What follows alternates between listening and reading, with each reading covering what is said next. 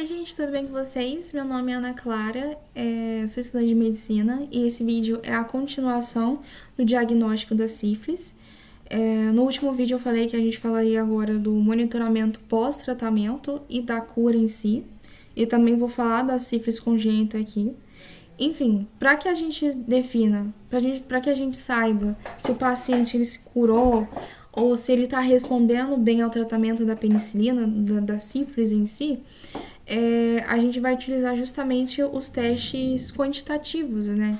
Que eu havia falado que tem. A gente não utiliza, obviamente, os testes treponêmicos, porque mesmo a pessoa tá curada, ele vai dar como positivo por conta dos anticorpos do treponema pallidus. Então era assim, então assim, né? A cura da sífilis ela não é medida pelos testes treponêmicos, mas sim pelo declínio das titulações do VDLR.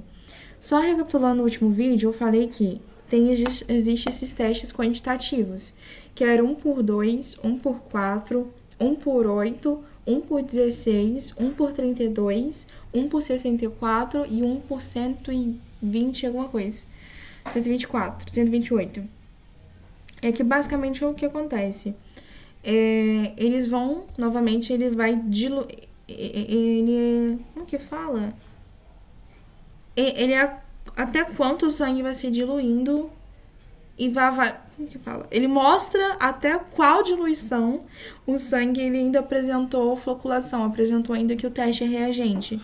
Então, se for, por exemplo, se possuir uma titulação alta, significa que foi uma infecção recente. Se possuir uma titulação baixa, então significa que o paciente ele tem uma infecção tardia. Mas também pode significar que ele está sendo curado, entendeu? Então, como que a gente avalia isso? A gente vai considerar uma queda de 2 titulações. Então, vamos supor o seguinte, o paciente ele tem o título 132, que é alto. Significa o quê? Que ele está com uma titulação recente, né? Mais ou menos ali assim. 1,32. Se ele caiu de 1,32 e foi por 1,8, caiu 2 titulações, né? Porque 1,32 ele caiu para 1,16, depois de 1,16 ele caiu para 1,8. Quando ele cai essas 2 titulações, por exemplo, significa que o quê? Tá reduzindo a quantidade de bactérias em si, né? Então, provavelmente ele tá respondendo bem ao tratamento. Aí, no caso, a gente vai falar o quê? Sobre como que funciona o pós-tratamento, no caso, na sífilis recente, e o pós-tratamento na sífilis tardia. Na sífilis recente, o que acontece? O VDLR, ele deve ser feito a cada 3 meses e mensalmente se o paciente ele for gestante. Novamente, para grávida, para criança, você não faz o que quer, você faz o que pode. Então, se for o paciente normal, não for uma gestante, e for uma infecção, você tem uma sífilis recente, então você vai lá, faz o VDLR a cada 3 meses. Se for gestante, faz mensalmente em si. Qual é o critério que a gente utiliza para saber se o paciente ele teve, vamos dizer, uma cura da sífilis ou se não que ele está respondendo muito bem ao tratamento da penicilina?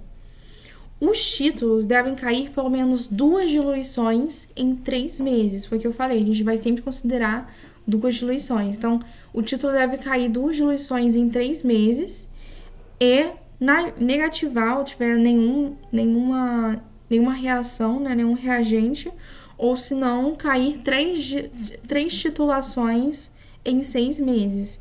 Então, por exemplo, se você tem você vai lá, fez a titulação lá e deu o reagente 1,64. Então, tá alto. Então, tá recente. Aí, vai lá, passou um tempo, você já iniciou com a penicilina, e esse 1,64, ele já caiu para 1,8, caiu 3, né? Porque o 64 foi para 1,32, de 1,32 foi para 1,18, né? E de 1,16. 1,16 e de 1,16 foi para 1,8. Caiu 3 titulações, então significa que o paciente está respondendo muito bem ao tratamento. Se os títulos ficarem baixos e estáveis por 2 anos após o tratamento, então significa que o paciente teve a cura e ele recebe alta. Então, na sífilis recente, as titulações elas devem cair.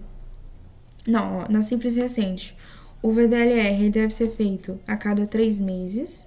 Se for em gestante, é mensalmente. Como que a gente considera o relação ao tratamento também? A titulação ela deve cair em 2 titulações em 3 meses. Ou se não dar negativo, ou se não cair 3 titulações em 6 meses.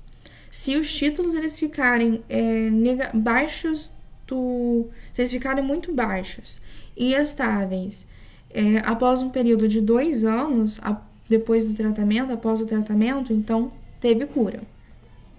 Agora, como que funciona na sífilis tardia, na sífilis tardia? A gente viu que o VDLR na recente era feito em 3 meses. Na tardia, já é em 6 meses. E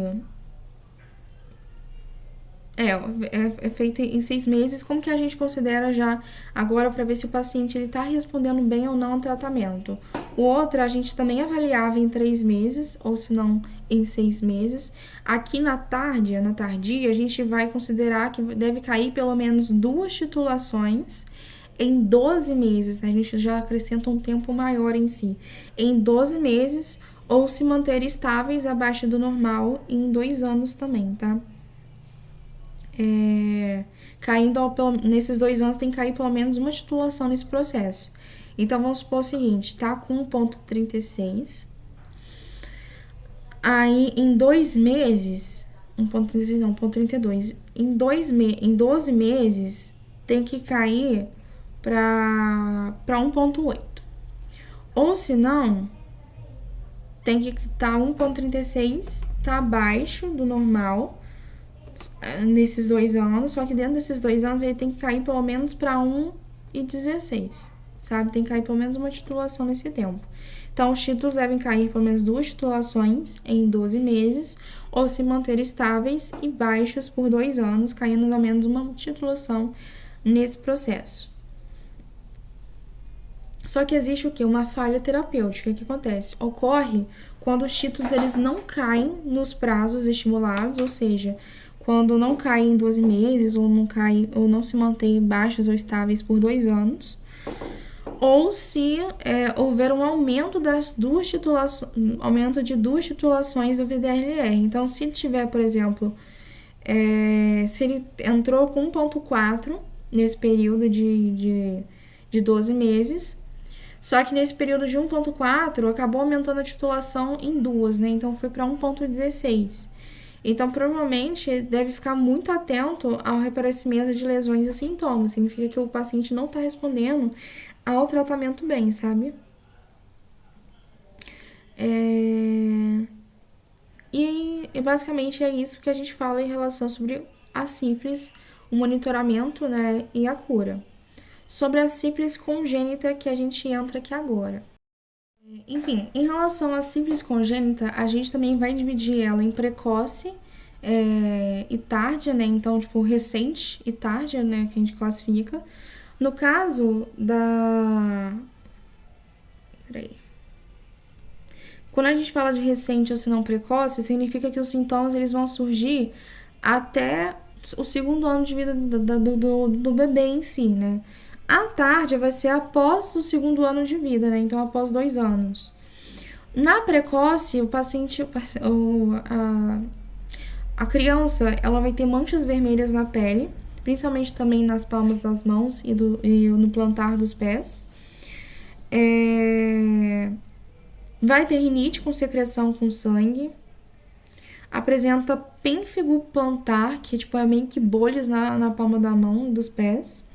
Vai ter hepatosplenomegalia, vai ter alteração na formação dos ossos, né? E a criança, que isso acaba causando uma dor intensa na criança, e vai ter a deformidade no nariz, que a gente chama de nariz de cela. Então, infelizmente, o neném nasceu com nariz de cela, ou tá com manchas vermelhas, tá com esses pênfigos palmo plantar em si, provavelmente, até o 2º ano de vida, provavelmente indica que o bebê ele teve uma sífilis congênita.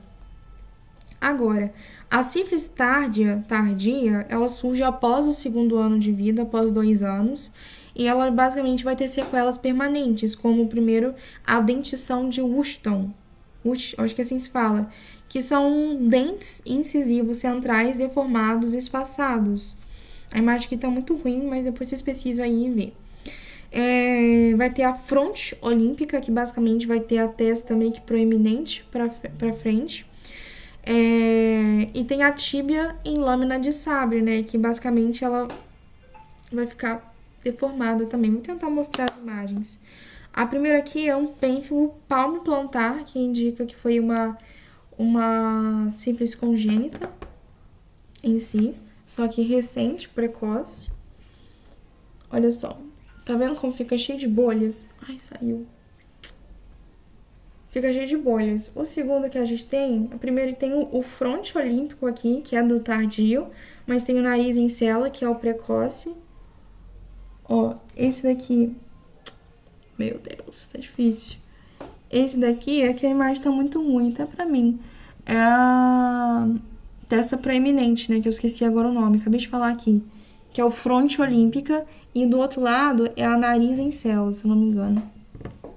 Só daqui é o nariz em cela. Esse aqui é a dentição de Washington, que é meio que fica separado os dentes e si, fica com espaço e fica deformados os dentes. Aqui são manchas na pele, essa imagem aqui, e hepatosplenomegalia. Não vou conseguir mostrar essa imagem com uma qualidade tão boa. E aqui a gente tem a tíbia em lâmina de sabre, que também é tardio, sabe? Então, o paciente... Então, os sintomas apareceram até o segundo ano de vida. E foi nariz em cela, pênfigos palmoplantares, manchas pápulas pelo corpo, né? Manchas avermelhadas pelo corpo. Esplenomegalia indica provavelmente foi uma infecção recente, uma sífilis congênita precoce. Agora, se manifestou depois de 2 anos, após 2 anos de vida, e tem dentição de Washington, tem a tíbia em lâmina de sabre, tem esse fronte olímpico, provavelmente indica então que o paciente, o bebê, ele teve uma sífilis congênita tardia em si. Entra agora. Quem me conhece sabe que eu não gosto de nada que envolva pediatria, mas enfim, né? Tem que estudar.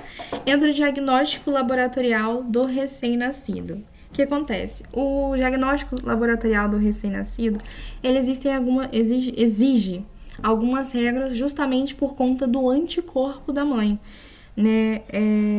Por quê?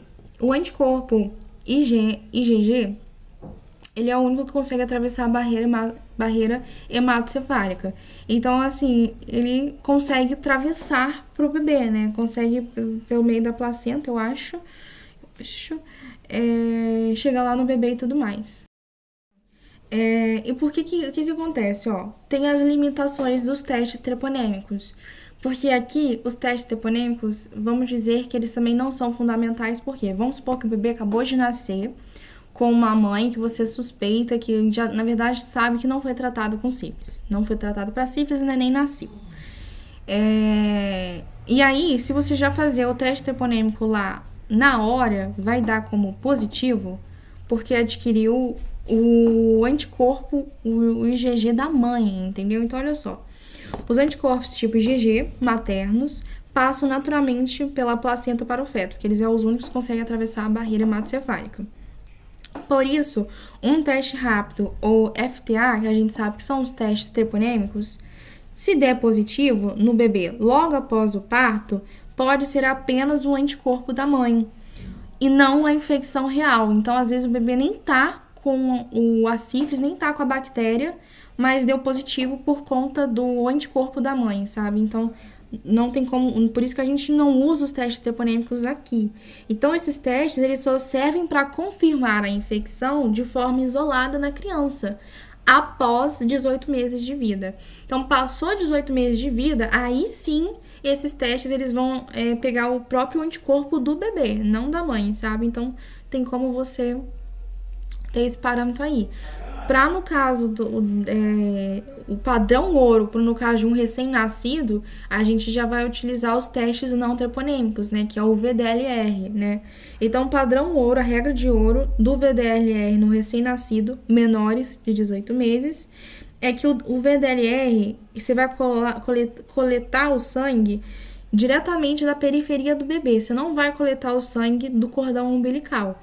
Se um resultado só confirma a infecção direta se o título do bebê for 2 vezes maior que o da mãe.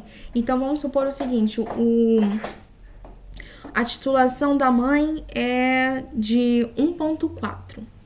Aí você vai lá e faz o teste não treponêmico, faz ainda por cima a titulação.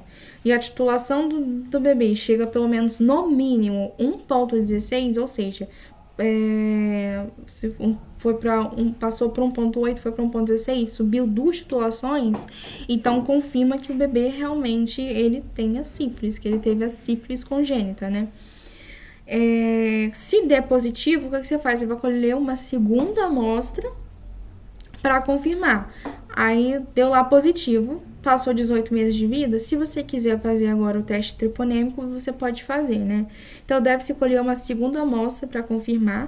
Se o bebê nascer com VDLR negativo, mas houver uma forte suspeita epidemiológica, por exemplo, de uma mãe que não foi tratada de forma adequada para sífilis, o teste não treponêmico ele deve ser repetido obrigatoriamente no primeiro mês, no terceiro mês, no 12º mês, se eu não me engano, no primeiro mês, terceiro mês, sexto mês, 12º mês e 18º mês de vida do bebê, né?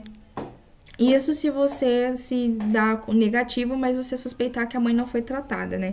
É como se você tivesse um pé atrás com o resultado em si. Caso o bebê apresenta agora o VDLR positivo, né, foi positivo, apresentar a titulação 2 vezes maior, que confirma que realmente ele tem a sífilis congênita, você deve fazer uma série de exames para avaliar a extensão dos danos que essa sífilis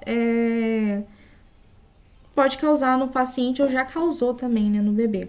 Qual é o exame primeiro? Primeiro é o hemograma, né, que você vai avaliar se tem presença de anemia, ver o número de plaquetas, se tem alguma alteração nos leucócitos em si. Você vai pedir o perfil hepático, então você vai pedir lá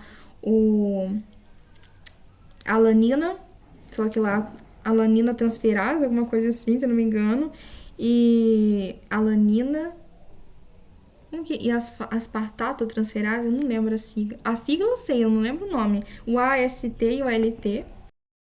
Pesquisei aqui agora. Realmente, a AST é aspartato aminotransferase e a ALT é alanina aminotransferase em si.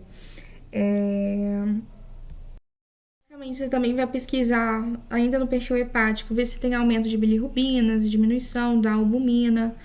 No raio-x, você vai ver se o paciente realmente não tem, por exemplo, a tíbia lâmina de sabre, que a gente viu, né, ali. Então, você vai investigar se não tem lesões ósseas. E vai pedir uma punção licórica para avaliar a avaliação neurológica do paciente, né. Então, você realiza testes sorológicos para investigar se a bactéria atingiu o sistema nervoso central, se não tem, por exemplo, uma neurosífilis. Aí, se tiver, você vai ter que tratar com a penicilina Z cristalina que a gente tem. E você vai fazer avaliações sensoriais.